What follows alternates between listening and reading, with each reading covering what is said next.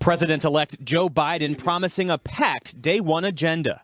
They've given us a mandate for action on COVID, the economy, climate change, systemic racism.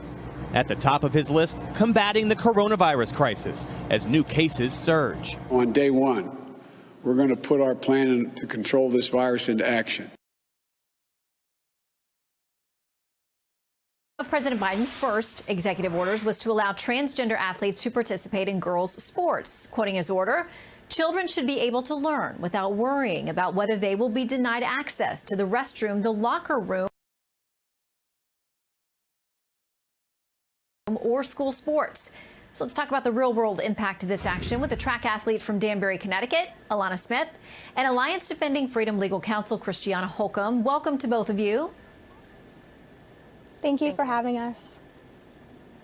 I want to start by playing something that your mom, Alana, said about you going into competition under these circumstances. Here's what she said. Alana and I were talking about what her strategy was going to be for the day. And she looked at me and said, "Mom, it really doesn't matter because I'm running against the boys today. I won't win." So, Alana, what kind of position does this put you in as a biologically born female athlete? It's really disappointing because I know that me and all the other biological females work really hard at track practice, and we work hours a day just to shave off tenths of a second for our times, and it's just really disappointing to know who's going to win the race before it even starts.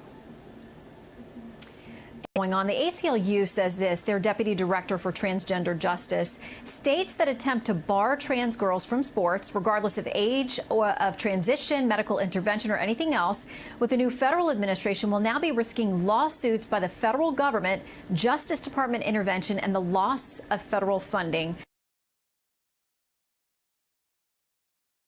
Groups coming together from far left, far right, across the spectrum, coming together to stand up and say, as women's rights advocates, though they may disagree on all kinds of other things like abortion and, workplace issues, they agree here that they think that this is fundamentally unfair to women. But this is an administration. We have our first female vice president.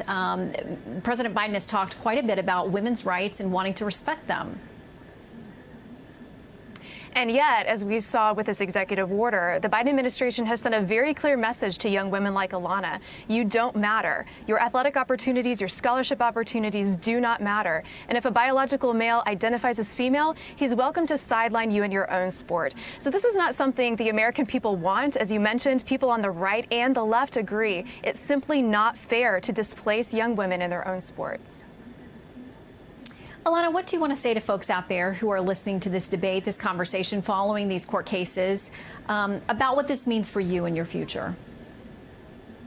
It means everything to me, considering that I want to run in college and I even want to go pro, and to know that some girls won't be able to make it to states or regionals because only the top 6 or 8 can go, and the transgender athletes are taking up spots. It's really disappointing.